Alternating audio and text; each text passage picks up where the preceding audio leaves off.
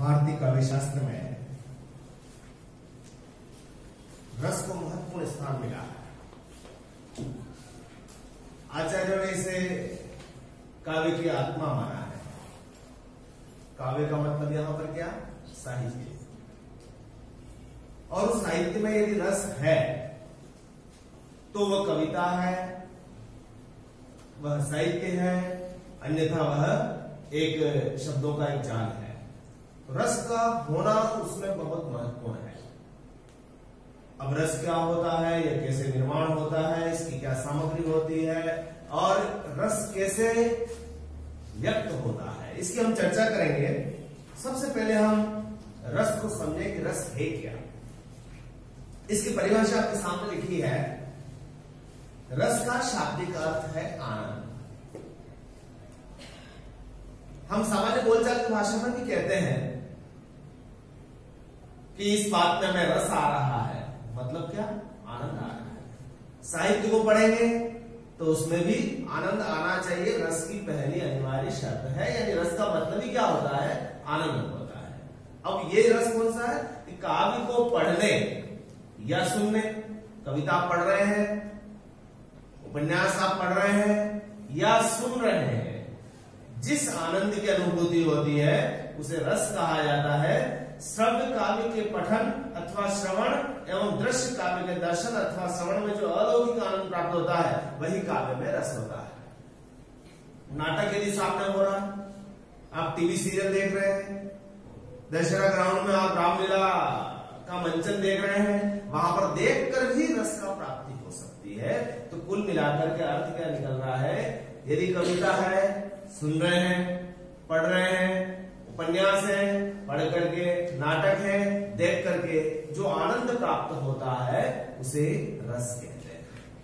अब रस कैसा होता है, इस बारे में आपके मन में जिज्ञासा जग सकती है। तो आचार्य विश्वनाथ में उन्होंने रस को बहुत अच्छे ढंग से उसके स्वरूप को प्रकट किया कि रस कैसा होता है। संसार में दूसरे रस जो होते हैं ना, फलों के रस, मिठाइयों के रस, इस रस से बहुत कुछ अलग है। वो अलग कैसे है? उन्होंने कहा आचार्य विश्वनाथ ने कि सत्वोद्रेकाद खंड स्व प्रकाशानंद चिन्मय वेद्यांतर स्पर्श शून्यो ब्रह्मास्वाद सहोदर लोकोत्तर चमत्कार प्राण कश्चिद प्रमातृभि स्वाकार वद भिन्नत्वेयामास्वाद्यते रस। रस कैसा होता है? पहली उसने क्या कहा? सत्वोद्रेक, यानी सत्व गुण से उद्रेक होता है।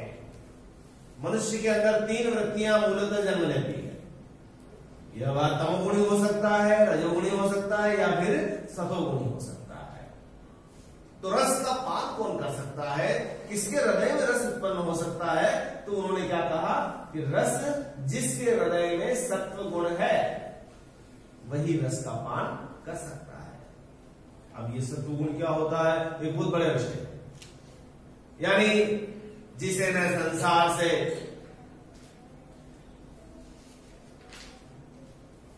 न ज्यादा उसकी विकृतियों में डूबा हुआ है, न उससे उसको ज्यादा कोई मोह है, वह निश्चल और तटस्थ भाव से किसी दृष्टि से मूल्यांकन करता है, वहां सत्व गुण। कविता सुन रहे हैं आप, कवि सम्मेलन, और ऐसी स्थिति में आप यदि तमोगुणी है, महाक्रोधी है और वह बहुत श्रृंगार रस की कविता भी सुना रहा है, तो आपको उसका आनंद नहीं आ रहा है, बल्कि किसमें आ रहा है? उसको क्रोध आ रहा है।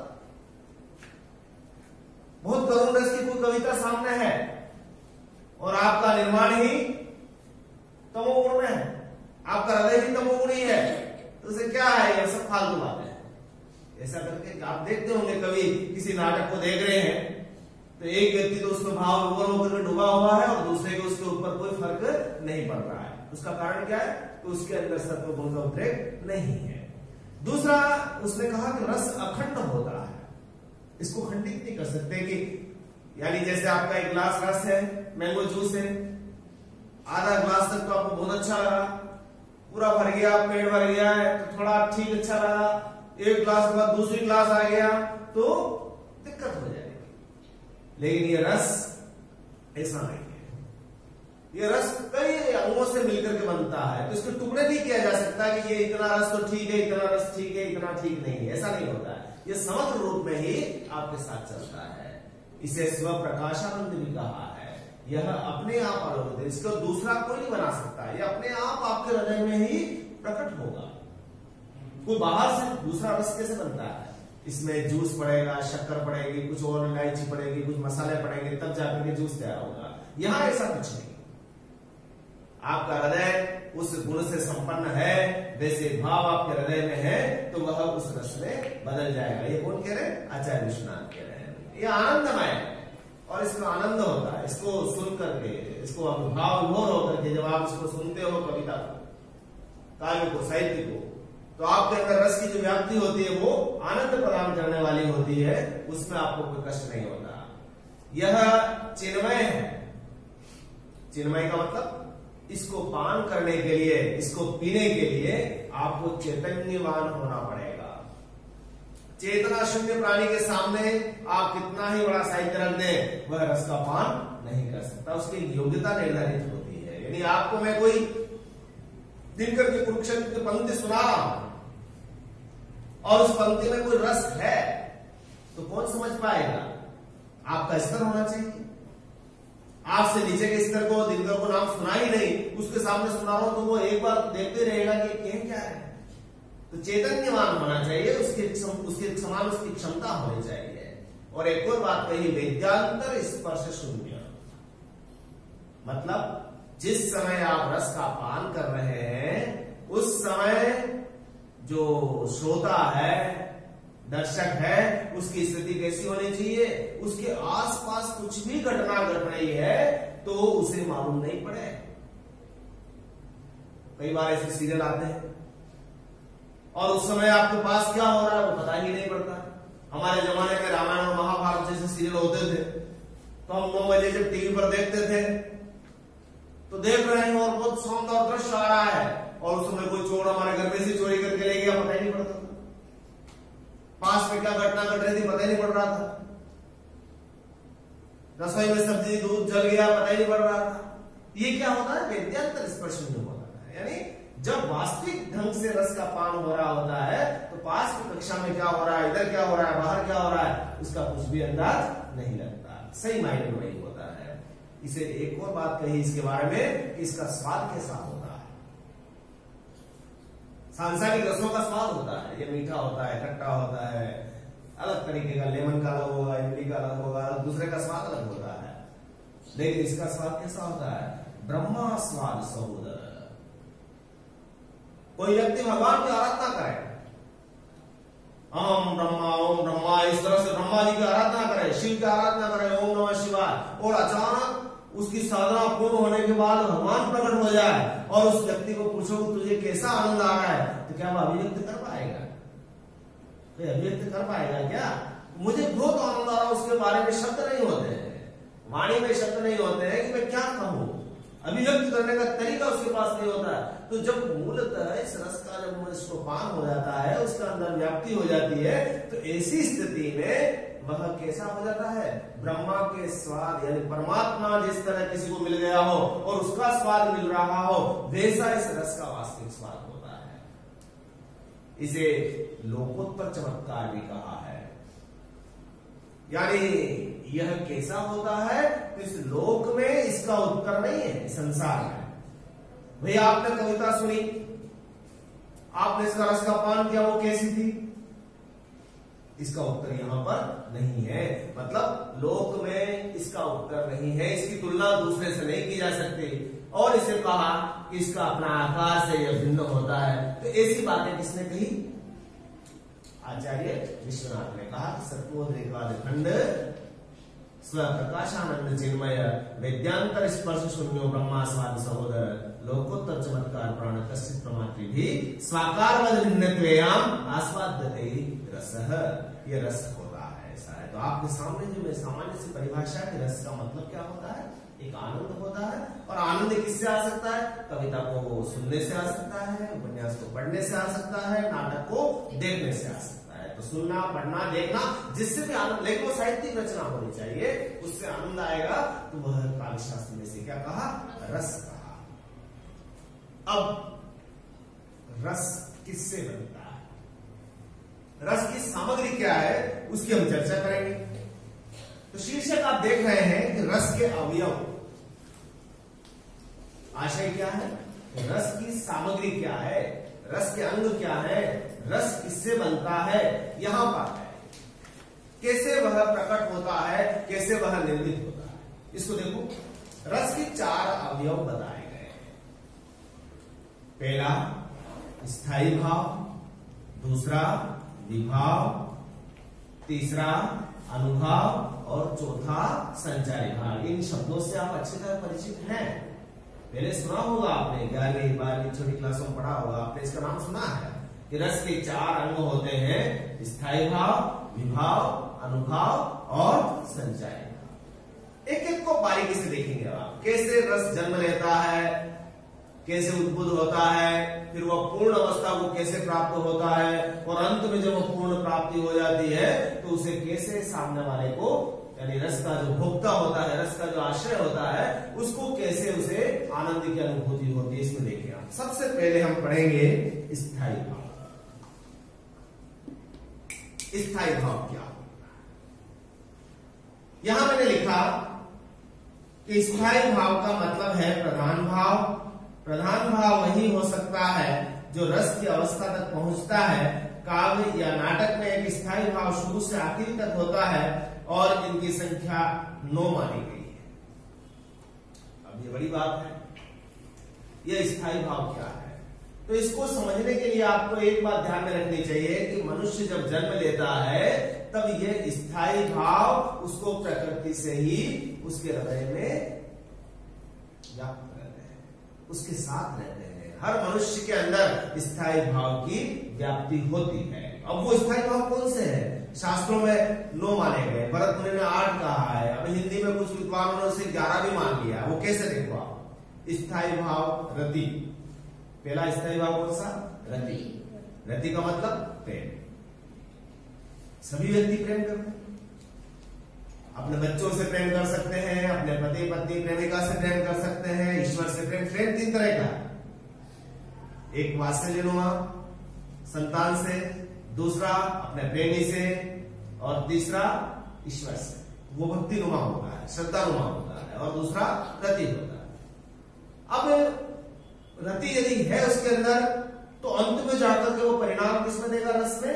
रति जब रस परिपाक स्थिति में पहुंचेगा वही स्थायी भाव श्रृंगार रस में बदलेगा।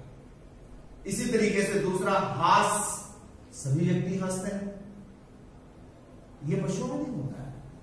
आप समझ सकते हैं, कुछ गुण तो हो सकते हैं, लेकिन सभी स्थायी भाव उनमें नहीं होते कि वो हंसने लग जाए। गाय हंसती है, नहीं हंसती, हाँ।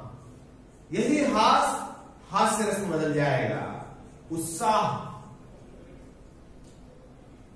वीर रस में बदल जाएगा, क्रोध सभी को होता है, ये सभी के जन्म से ही होता है। क्रोध रौद्र रस में बदल जाएगा, शोक करुण रस में बदल जाएगा, विस्मय अद्भुत रस में बदल जाएगा, भय भयानक रस में बदल जाएगा, जुगुप्सा विभत्स रस में बदल जाएगा, और निर्वेद शांत रस में बदल जाएगा। इस तरह से ये 9 स्थायी भाव है जो मनुष्य के हृदय में जन्म से ही व्याप्त होते हैं। उनके नाम क्या बताया हमने, रति है, हास है, उत्साह है, क्रोध है, शोक है, विस्मय है, भय है, जुगुप्सा है, निर्वेद है। और मैंने अंतिम लाइन क्या लिखी, स्थायी भाव ही रस का आधार है। ये स्थायी भाव अंत तक विद्यमान रहेंगे और अंत में यह रस में परिणत हो जाएंगे। अब वो कैसे होगा वो मैं बताता हूं। जैसे कोई घटना घटी, युद्ध का संदेश आ गया,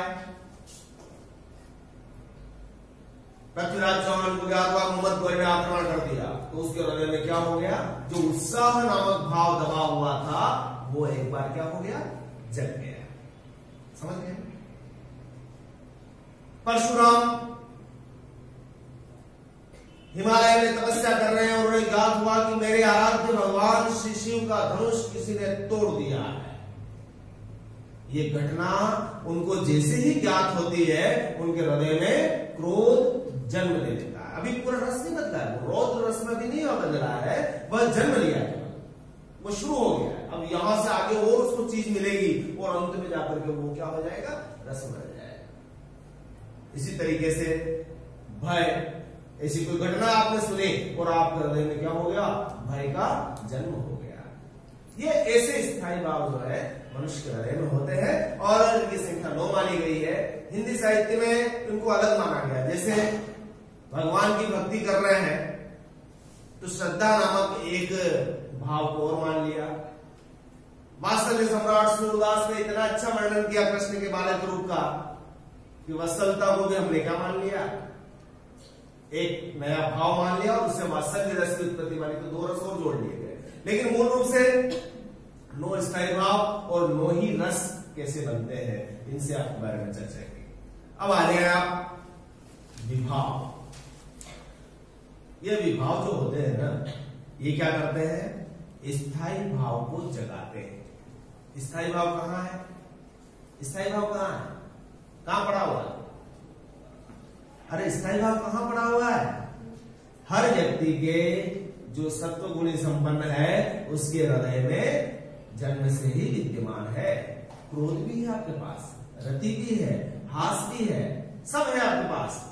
जैसे भय भी है, अचानक आप बैठे पढ़ रहे लिख रहे हैं, अचानक काला सा सांप नजर आ गया, ये क्या हुआ, क्या हुआ, भय को जन्म ले दिया। 2 मिनट पहले आप हंस रहे थे, अभी क्या हो गया, भय आ गया। पहले हास था तो भय में बदल गया। और मैंने कहा बच्चों उठ जाओ, आज हमें वहां जाना है और तुम्हें उसके लिए संघर्ष करना है, ये उत्साह जगा दिया। किसी ने गाली दे दी, आपको क्रोध आ गया। ये सब जमे हुए हैं आपके पास सीरीज वाइज। अब कौन सी चीज घटना उसको जगाएगी, वो विभाव होगा। स्थायी भावों को उद्बोधक कार्य या उसको जगाने वाला स्थायी भाव को सीरीज बैठे हैं, सो रहे आप शांत बैठे हैं, लेकिन अचानक कोई ऐसी घटना घटती है, ये जगाता है। कौन जगाता है, विभाव जगाता है। विभाव 2 तरह का होता है, समझ में आ रहा है। विभाव कितने तरह के होते हैं, 2 तरह के होते हैं। एक तो आलम्बन विभाव होता है, एक उद्दीपन विभाव।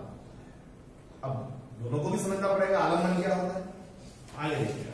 आलम्बन विभाव जिसका आलम्बन या सहारा पाकर स्थायी भाव जगते हैं, आलम्बन विभाव कहलाते हैं। जैसे नायक या नायिका। पुष्प वाटिका प्रसंग में रामचरितमानस आप पढ़ रहे हैं, आपको पढ़ने के अलावा भी आप सीता की स्थिति में जाएंगे। सीता गौरी पूजन के लिए जा रही है। गौरी पूजन करने के बाद जब वह निकलती है तो वाटिका में, पुष्प वाटिका में उन्हें कौन नजर आते हैं, राम नजर आते हैं। तो मन में संकल्प करती है कि मुझे यदि वर मिले तो इनके जैसा मिले। ये जो रति भाव जगा, रति भाव जगा, किसको देखकर जगा, राम। तो आलम्बन कौन बना, राम। ठीक इसकी विपरीत आ जाओ। राम ने सीता को देखा, अचानक उन्होंने कहा कि शायद हो न हो यही सीता है और मैं इसी का वर्णन करने के लिए यहाँ आया हूं। तो यहां पर आलम्बन कौन हो गया, सीता। हर एक रस में आलम्बन अलग होगा। अब जैसे मान लो वीर रस में आ जाओ, मोहम्मद गौरी के आक्रमण की सूचना किसको मिलती है, पृथ्वीराज चौहान को। पृथ्वीराज चौहान के हृदय में उत्साह जगा। तो यहां पर आलम्बन कौन बना, गौरी। उत्साह किसके कारण जगा, गौरी। तो ये जो नायक या नायिका या सामने वाली कोई वस्तु भी हो सकती है। सांप देखा आपने, सांप देखते आपके हृदय में भय नामक स्थायी भाव जग गया। ये क्या हुआ, ये भी आपका एक आलम्बन बना। आलम्बन का मतलब वो वस्तु या व्यक्ति या नायक या नायिका जिसके कारण जो श्रोता है, दृष्टा है, उसके हृदय में वो स्थायी भाव जगता है, वह आलम्बन। आलम्बन का मतलब सहारा, किसके माध्यम से बना। अब ये आलम्बन 2 तरह के हो सकते हैं। एक तो आश्रय आलम और एक होगा विषय आलम। ज्यादा उलझे नहीं है उसको समझने। आश्रय को, सामने वाला तो हो गया आलम्बन, आश्रय कौन हो गया, खुद जिसके हृदय में। अब जैसे सीता ने राम को देखा, आलम्बन कौन हुआ, राम। तो आश्रय कौन हुआ? सीधी सी बात। और राम ने जब उसको देखा तो राम आश्रय हो गए। तो रस का जो भोग करता है, वो रस का भोग कौन करता है? आश्रय। आश्रय करेगा ना। जैसे परशुराम क्रोध आ रहा है, क्रोध आने के बाद वो जगत की सभा में जाते हैं, सारी घटनाएं देखने के बाद जब अंत में रस क्रोध रौद्र रस में बदलेगा, किसके हृदय में बदलेगा? परशुराम। तो परशुराम रौद्र रस में दिखाई देंगे, तो आश्रय कौन हो गया? आश्रय कौन हो गया? कौन हो गया? परशुराम हो गया। आलम्बन कौन हो गया? राम हो गए, जिनको धनुष तोड़ा है तो उनके लिए शत्रु है। तो आलम्बन विवाह दो तरीके के होते हैं, एक तो आश्रय आलम्बन और दूसरा विषय आलम्बन। आश्रय कौन होता है? जिसके हृदय में रस परिणत हो रहा है, और विषय आलम्बन जिसको देख करके हो रहा है। सांप को देखा, सांप क्या हो गया? विषय हो गया। और आश्रय कौन हो गया? राधिका। ये राधिका लड़की जिसने सांप को देखा, उसके हृदय में क्या हो गया? भय नामक रस ने। अब आप कह सकते हो भय भी रस होता है? हाँ, भयानक रस होता है। यहाँ साहित्य में जुगुप्सा भी विभत्स रस होता। सड़ी गली कोई लाश, कुत्ता मर गया, आप जा रहे थे स्कूटी से, 2 मिनट के लिए स्कूटी वहीं पर रुक गई और आपने देखा कि बदबू आ रही है। क्या देखा आपने? एक कुत्ता मरा हुआ था, उसकी गंध आने के कीड़े पड़ गए थे। तो आपके जब उस विषय को देखा तो विषय क्या हो गया? आलम्बन बनाया। और आपके हृदय में जुगुप्सा नामक भाव जगा, घृणा नामक, ये घृणा नामक जो भाव जगा, वो क्या बना? किसके हृदय में जगा? आश्रय के हृदय में जगा, जो उस भाव को महसूस कर रहा है। आगे चले।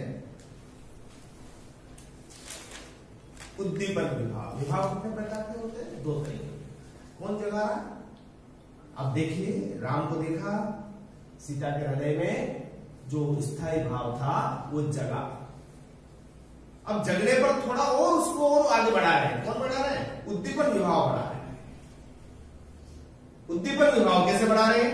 कि जिन वस्तुओं या परिस्थितियों को देखकर स्थायी भाव उद्दीप्त होने लगता है और ज्यादा तीव्र होने लगता है। जगा तो दिया उसने, मुहम्मद गौरी की सूचना मिली गई, उत्साह जग गया, लेकिन पता लगा कि वह तो 1 लाख सेना लेकर के आ रहा है। ये परिस्थितियां बनी, कहां तक पहुंच गया? कन्नौज तक पहुंच गया। ये और परिस्थिति बनी, ये उद्दीपन और उसको उद्दीपन। परशुराम वहां से आ गए, उन्हें पता लग गया कि धनुष टूट गया, क्रोध जग गया, आश्रय भी पता लग गया इसने तोड़ा। फिर देखते हैं कि जनक की सभा में सीता के स्वयंवर में तोड़ा। ये और क्या उद्दीपन परिस्थितियां, यानी ऐसी परिस्थितियां बनी जिससे और आगे क्या हुआ? उसका क्रोध आगे बढ़ा दिया। उद्दीपन विवाह होते हैं। अब जैसे पुष्प वाटिका में राम है, राम सुंदर है, राजकुमार है, वो तो ठीक है, लेकिन वातावरण क्या है? वहीं पर एक वाटिका है, पुष्प खिल रहे हैं, वसंत ऋतु है, ये सब उसको क्या कर रहा है? बढ़ा रहा है। आ रहे ना, दुल्हन तैयार है, तोरण द्वार पर दूल्हा आ रहा है, और उसी समय परिस्थितियां क्या बन रही है?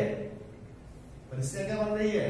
मंगल गीत गाए जा रहे हैं, बैंड बाजा वो बजा रहे हैं कि बहारों फूल बरसाओ। ये क्या हो रहा है? परिस्थितियां दिख रही है सामने। तोरण लेके तलवार दूल्हा आ रहा है, सजा धजा सा है ना, उसके साथ कई सारे बाराती है। ये क्या दृश्य है? ये उद्दीपन को, यानी जो नायिका है, जो दुल्हन है, उसके हृदय में प्रेम और बढ़ रहा है। ये समझ में आ रहा है आपको? आलम्बन, उद्दीपन, ये दोनों ही विभाव कह रहा है। ये दोनों ही मिलकर किसने किसको जगाया? किसको जगाया? अंदर जो स्थायी भाव है, रस का भोक्ता है, आश्रय है, उसके अंदर स्थायी भाव को जगा दिया। अब जगा कैसे? क्योंकि वो तो जन्म से था, लेकिन परिस्थितियां ऐसी उत्पन्न कर दी जिससे वह जग गया। अब देखिए आगे क्या होता है। अब आते हैं अनुभाव।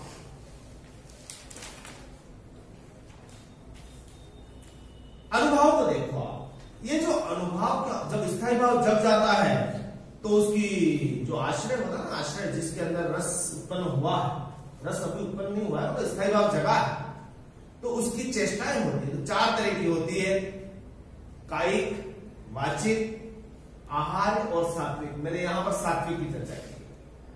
4 तरह की हरकतें करने लग जाता है।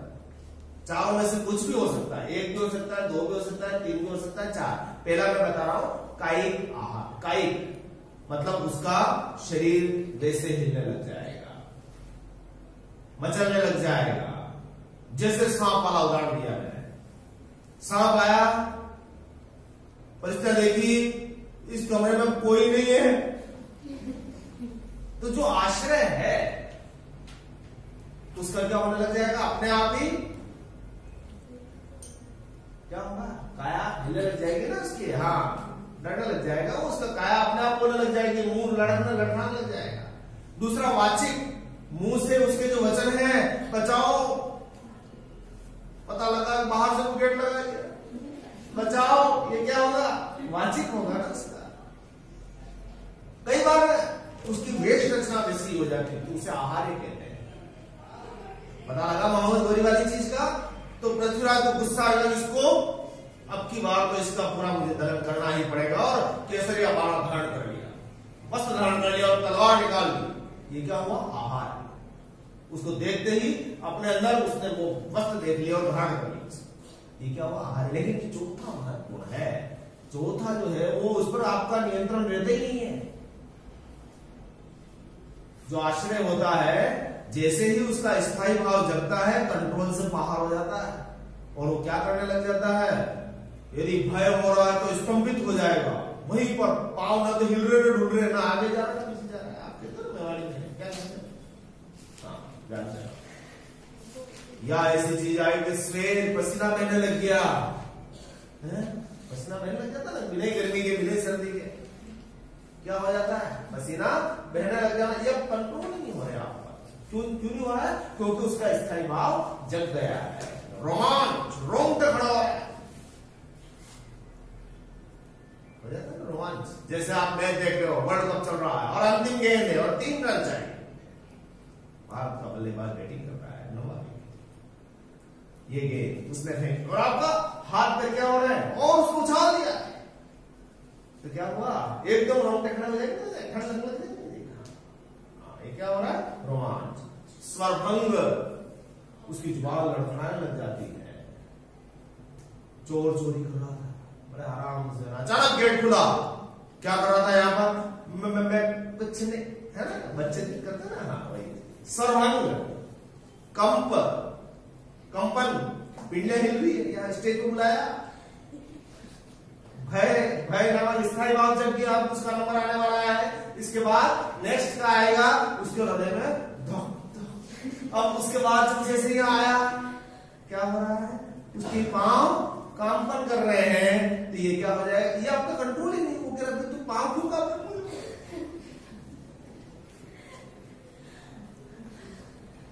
ये क्या है, अनुभव है, व्यवहार या विवरणता। कई बार रंग उड़ जाता है मुंह का, चेहरे का रंग ही उड़ गया, दिख जाता है ना उसका चेहरा आपको, क्या अश्रु, आंखों से टप टप टप आंसू पड़ने लगे, कंट्रोल नियंत्रण नहीं, क्यों रो रहा है, और कई बार तो प्रलय आ गया, बड़ी बेहोशी, थोड़ा अभी स्थायी भाव जगा है, और जगने के परिणाम क्या हुआ है कि आश्रय को ये स्थितियों से गुजरना पड़ रहा है। समझ गए, कायिक हो गए, वाचिक हो गए, आहार्य और सात्विक, जो ये 8 गुण है, ये इनमें से कोई सा भी प्रकट हो सकता है, सभी जरूरी नहीं, हर एक रस में अलग अलग होगा, अलग अलग होगा, है ना। तो मनोगत भाव को व्यक्त करने वाले शरीर विकार अनुभव कहलाते हैं, और अनुभवों की संख्या 8 मानी गई है, ठीक है। अब स्थायी भाव जग गया, अनुभव, उसका परिणाम क्या हुआ, जो आश्रय है उसकी चेष्टाएं, तो इस रस को क्या कर रही है, रस की तरफ आगे बढ़ रही है, रस पूरा नहीं हुआ है। रस की परिणति के लिए एक भाव और है, संचारी भाव, ये बड़ा काम है। ये भी क्या करते हैं कि जैसे आग जल रही है और उसमें कोई घी डाल जाए, और पहले आग जल रही है, जैसे पहले वो डर रहा है सांप देख करके डर रहा है, हाथ पर कांपने लग गए, उसकी पिंडियां अचानक लाइट चली गई, तो क्या होगा, सोचो, ये और रस को क्या करेगा, भयानक रस में बदल देगा, भयानक रस में बदल जाएगा। यानी कहने का मतलब वो उस दिन को जैसे युद्ध की तैयारियां हो गई, तलवारें खींच गई है, सेना आमने सामने है, बिल्कुल लड़ने वाले हैं, और अचानक सामने वाले ने एक पत्थर उठा के फेंक दिया उसको सिर पर, और गुस्सा आ जाता है, अमर्ष जिसे कहते हैं। ये संचारी भाव, इनकी स्थिति बताई गई है शास्त्रों में कि पानी के बुलबुलों की भांति होती है, उठते हैं वापस विलुप्त हो जाते हैं, थोड़ी देर के लिए रहे गायब हो जाते हैं और सामने वाले के रस को तीव्र कर जाते हैं। तो वो ठीक वैसे ही जैसे अग्नि जल रही है, उसके अंदर किसी ने घी डाल दिया, किसी ने कुछ और डाल दिया और भक्का हुआ, फिर वापस हो गया, वैसी स्थिति। और इनकी संख्या 33 मानी गई है। देखो ये होते जैसे हर्ष, जोर जोर से हंसना, हास्य रस चल रहा है, हास्य रस की स्थिति बनेगी कैसे? उधर तो जग गया, सारा भाव हो गया और अचानक ऐसी कोई चुटकुला सुनने में आ गया और हंसी आने लग गई, उसकी वेशभूषा देख करके और हंसी आने लग गई। विषाद, त्रास, लज्जा, ग्लानि, चिंता, शंका, असूया। असूया में का मतलब होता है ईर्ष्या भाव। ईर्ष्या, सामने वाले ने 25 लाख की कार खरीद ली है ना, ये क्या हो रहा है?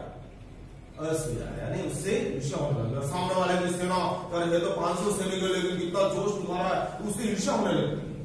ये तो वीर से, लेकिन उससे ईर्ष्या होने लगती है।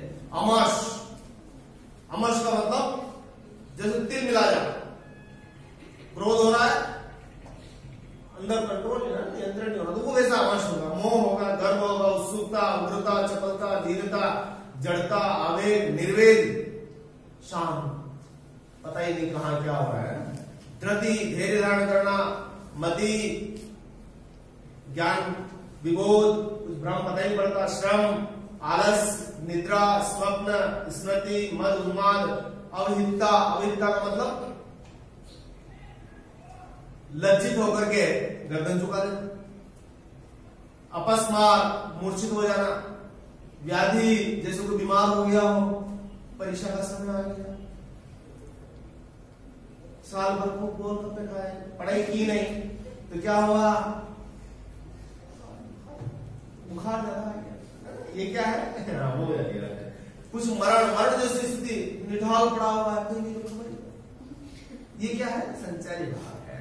और इस तरह से ये जो तीनों ही मिलकर के जैसे ही उस चीज को आगे बढ़ते तो रस में परिणत हो जाता है, रस में परिणत हो जाता है। उदाहरण देखें आप, अब एक पंक्ति सुनना, एक घटना तो आप सुनेंगे कि जैसे मैं उदाहरण से समझाता हूं। क्या हुआ? परशुराम तपस्या कर रहे हैं और उन्हें कि मेरे आराध्य के शिव धनुष का इसने तोड़ दिया, और जैसे ही उन्हें ज्ञान होता है उनके हृदय में क्रोध नामक भाव जागृत हो जाता है। ये तो क्या हुआ? स्थायी भाव। और उस स्थल पर जो पहुंच जाते हैं तो वहां पर आलम्बन किसको दिखाई दिया? पता लगा कि ये राम ने तोड़ा है, ये आलम्बन हो गया। आश्रय कौन हो गए? खुद परशुराम। उद्दीपन क्या हुआ? तो सारे दुल्हे आए हुए हैं और स्वयंवर हो रहा है, और स्वयंवर की शर्त क्या है कि जो इस शिव धनुष को तोड़ेगा वही सीता का वर्ण करेगा। यह सुनकर उन्हें क्या हो जाता? उद्दीपन। वातावरण वैसे ही है, आलम्बन सामने दिख रहा है, शिव धनुष टूटा हुआ है, परिस्थितियां वैसी बनी हुई है, उनका हृदय में जो क्रोध है वो तीव्र हो जाता है और उनके फरसा लहराने लग जाते हैं। भाई स्वरभंग होने लगा, शर्म आ रहा मुझे। बोल रहे आपने पढ़ा होगा, आपने तुलसी इसको पढ़ा होगा, परशुराम संवाद, लक्ष्मण परशुराम संवाद। और वो घोषणा करते हैं कि जो भी मेरे सामने आ जाएगा और बता देगा तो उसे ही प्राणदंड मिलेगा, अन्यथा सभी मृत्यु को प्राप्त हो जाएंगे। और उसी बीच में संचारी भाव की तरह लक्ष्मण आते हैं और वो कहते हैं कि ऐसे धनुष को हमने खेल खेल में बहुत सारे तोड़ दिए, उत्तर वाला ये उनको मस्ती मिला हुआ ना। तो ये क्या हुआ? और फिर अंत में दोनों ही आमने सामने आप लड़ने की तैयारी हो रही है। ये क्या होगा? रौद्र रस में बदल गया, पूरा का पूरा रौद्र रस। ये रौद्र रस इस तरह से बदला। अब आप परीक्षा में इस तरह से भी बनता है, प्रश्न कैसे बनता बताता हूं मैं। पंक्ति लिखी हुई है, उसमें आप विभाव निकालिए, अनुभाव निकालिए, संचारी भाव निकालिए। एक पंक्ति देखें आप, बिहारी का पद है वो, पत्र से लालच लाल की मुरली धरी लुकाय, सोह करे मोहनी हंसे देन कहे नटी जाए। पत्र से लालच लाल की, बातों के रस में, बातों के रस के लालच में राधिका ने कृष्ण की मुरली को छुपा दिया। ठीक। सोह करे भोनी हंसे, सुगंध खा लेती है, भों से हंसने लग जाती है, और देने को कहे तो नट जाती है, मना कर देती है, मेरे पास तो है नहीं। एक सामान्य सा पद है, लेकिन इस पद के अंदर आप पता लगाए कि यह कौन से रस का पद है? श्रृंगार रस का। राधा और राधिका, राधा और कृष्ण नायक नायिका है, और श्रृंगार रस है। स्थायी भाव क्या हो गया? श्रृंगार रस है, तो श्रृंगार रस है तो स्थायी भाव क्या हो गया? हाँ? रति। रति से ही तो क्या बनेगा? श्रृंगार रस बनेगा ना। तो श्रृंगार रस का स्थायी भाव क्या हुआ? रति। मतलब राधिका को कृष्ण से प्रेम है। अब वो प्रेम है, इसी कारण से क्या करना चाहती है? बातों के रस का उसको लालच से बातें करती रहूं, मैं जाऊंगी, और यदि कृष्ण चले जाएंगे तो मैंने उसकी मुरली क्या कर ली? उससे छुपा ली। तो अब वो क्या कर रहे हैं कि स्थायी भाव तो हो गया रति, आलम्बन कौन? आलम्बन कृष्ण, और आश्रय ये भी समझ में आ गया। ये तो हो गया स्थायी भाव। और विभाव, विभाव हो गया ना, विभाव, आलम्बन, और उद्दीपन क्या है यहां पर? उद्दीपन क्या है? उद्दीपन बातों के रस का लालच, कृष्ण यहाँ पर मेरे पास बैठे रहे, मैं बातें करती रहूं, यही है ना उद्दीपन। माता रानी यमुना का तट हो सकता है, यहाँ वर्णन नहीं आया जैसे, लेकिन वहां पर वो बातों के रस का लालच और कृष्ण का सानिध्य बच जाती है, तो वो क्या हो गया? उद्दीपन हो गया। उसको और जगा रहा है, इसीलिए उसके प्रेम की व्याप्ति और ज्यादा हो रही है। अब उसके परिणाम स्वरूप उसने क्या किया? अनुभव में क्या हुआ? अनुभव के लिए उसने क्या किया? कायिक में क्या किया? मुरली छुपा ली। वाचिक में सुगंध खा गई, वाचिक हो गया ना, आहार यहां पर है नहीं। सात्विक में क्या हुआ? सात्विक में क्या हुआ? इनमें से देखो कुछ है रोमांस? वहां पर वो क्या कर रही है? भों से हंस रही है, और देने के लिए क्या कर रही है? मना कर रही है। और संचारी भाव में क्या ले सकते हैं अपन इसमें? हर्ष, उसको खुशी हो रही है, कृष्ण इधर उधर ढूंढ रहे मुरली और उसको मजा आ रहा है। ये सब मिलाकर के उसको क्या कर रहे हैं? श्रृंगार रस की प्रकटीकरण कर रहे हैं। तो ये हो गया। इसी तरीके से आपने वो पद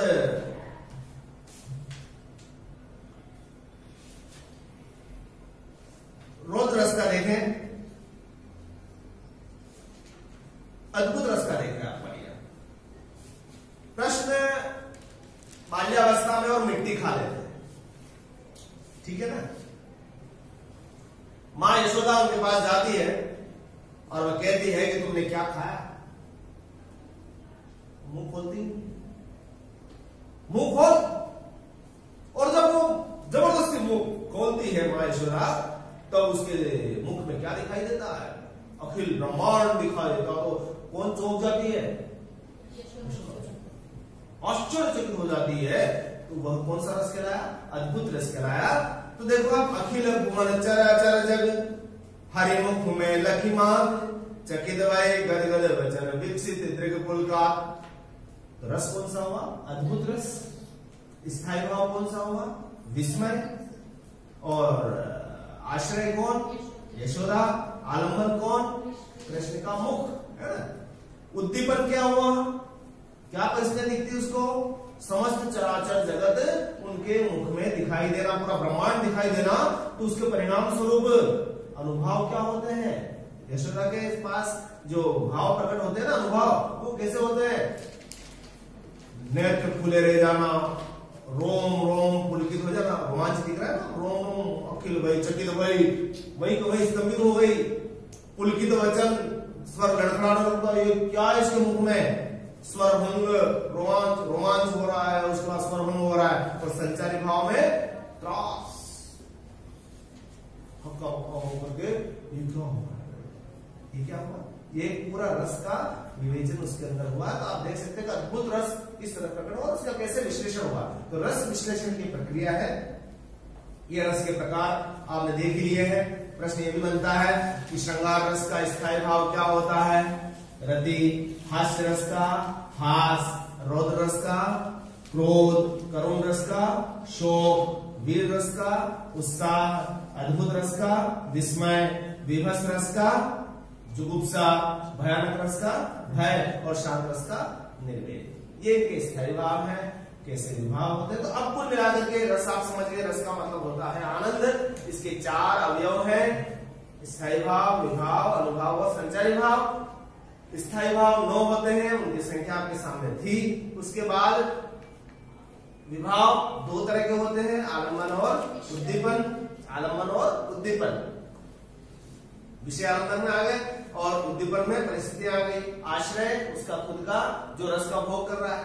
अनुभाव में 4 प्रकार के होते हैं, कायिक, वाचिक, आहार्य और सात्विक। सात्विक जो अनुभाव है वो 8 प्रकार के होते हैं, जिनकी चर्चा हमने की। संचारी भाव जो संचरणशील होते हैं, पानी के बुलबुलों की भांति होती हैं, वे स्थिर नहीं रहते, इसीलिए उनको व्यभिचारी भी कहा गया। और इनकी संख्या कितनी हो गई, 33 हो गई। तो और इन 33 मिला करके जब ये सब चीजें हो जाती है, चारों ही रस की निष्पत्ति कैसी होती है, तो विभावानुभाव व्यभिचारी संयोगा रस निष्पत्ति, यानी स्थायी भाव के साथ जब विभाव जुड़ जाते हैं, अनुभाव जुड़ जाते हैं और संचारी भाव भी जुड़ जाते हैं, तो रस की व्याप्ति होती है, रस की निष्पत्ति होती है। जुड़ना किसमें है, स्थायी भाव में। क्या जुड़ेगा, आलंबन जुड़ेगा, उद्दीपन जुड़ेगा, अनुभाव जुड़ेगा, संचारी भाव जुड़ेगा और अंत में जाकर के रस का प्रकटीकरण करेगा। समझ में आ गया। बहुत बहुत धन्यवाद।